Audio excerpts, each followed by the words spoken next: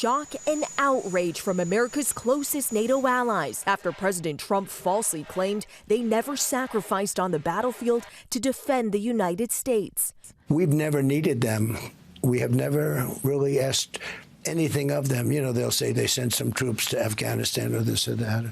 And they did. They stayed a little back, a little off the front lines. The only time NATO countries have been called to defend one of their own was when the U.S. asked for help after 9/11.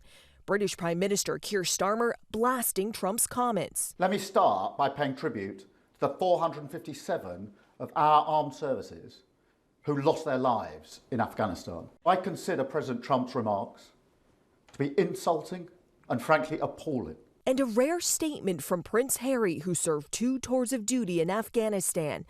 Thousands of lives were changed forever, he wrote. Mothers and fathers buried sons and daughters. Children were left without a parent. Families are left carrying the cost. Those sacrifices deserve to be spoken about truthfully and with respect. Retired Corporal Bruce Moncourt was among the 40,000 Canadian troops who fought alongside the U.S. I know 13 people that were killed in Afghanistan fighting. I know another 13 that have killed themselves from their time fighting there. Moncourt, who suffered a brain injury in Afghanistan, says he's enraged by the president's comments. It comes as Europe is still on edge over Trump's threats to take over Greenland, though he's now taken military force off the table.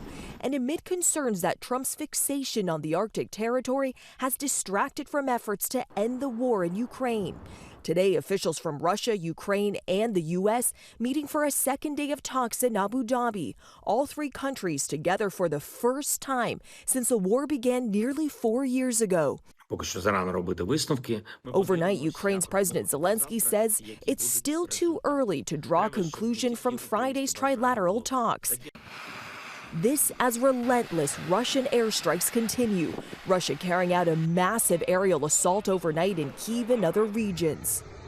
And those talks are continuing today. The biggest sticking point right now is around territory, specifically Ukraine's Donbas region. Now, unless Russia backs off of its hardline position, these negotiations could keep on stalling. But still, Gio, the fact that all 3 sides are talking at all is a sign of progress. Boy, it sure is. All right, Selena, thank you so much.